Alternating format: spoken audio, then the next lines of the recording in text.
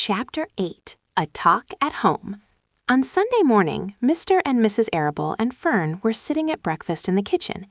Avery had finished and was upstairs looking for his slingshot. "Did you know that Uncle Homer's goslings had hatched?" asked Fern. "How many?" asked Mr. Arable. "7," replied Fern. "There were 8 eggs, but 1 egg didn't hatch, and the goose told Templeton she didn't want it anymore, so he took it away." "The goose did what?" asked Mrs. Arable, gazing at her daughter with a queer, worried look. "Told Templeton she didn't want the egg anymore," repeated Fern. "Who is Templeton?" asked Mrs. Arable. "He's the rat," replied Fern. "None of us like him much." "Who's us?" asked Mr. Arable. "Oh, everybody in the barn cellar. Wilbur and the sheep and the lambs and the goose and the gander and the goslings and Charlotte and me." "Charlotte," said Mrs. Arable. "Who's Charlotte?" "She's Wilbur's best friend. She's terribly clever." "What does she look like?" asked Mrs. Arable. "Arable? Well," said Fern thoughtfully, "she has 8 legs. All spiders do, I guess." "Charlotte is a spider?" asked Fern's mother. Fern nodded. "A big gray one. She has a web across the top of Wilbur's doorway. She catches flies and sucks their blood. Wilbur adores her." "Does he really?" said Mrs. Arable, rather vaguely. She was staring at Fern with a worried expression on her face. "Oh, yes, Wilbur adores Charlotte," said Fern.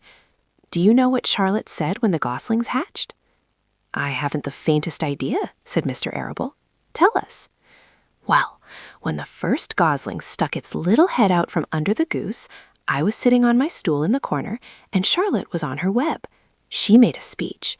She said, 'I am sure that every one of us here in the barn cellar will be gratified to learn that after 4 weeks of unremitting effort and patience on the part of the goose, she now has something to show for it.' Don't you think that was a pleasant thing for her to say?" "Yes, I do," said Mrs. Arable. "And now, Fern, it's time to get ready for Sunday school, and tell Avery to get ready.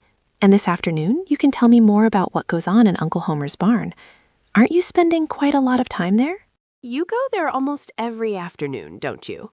"I like it there," replied Fern. She wiped her mouth and ran upstairs. After she had left the room, Mrs. Arable spoke in a low voice to her husband.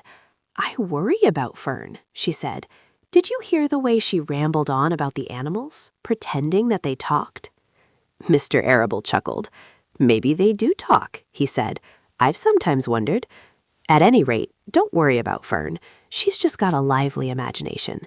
Kids think they hear all sorts of things." "Just the same, I do worry about her," replied Mrs. Arable. "I think I shall ask Dr. Dorry about her the next time I see him. He loves Fern almost as much as we do, and I want him to know how queerly she is acting about that pig and everything. I don't think it's normal. You know perfectly well that animals don't talk." Mr. Arable grinned. "Maybe our ears aren't as sharp as Fern's," he said.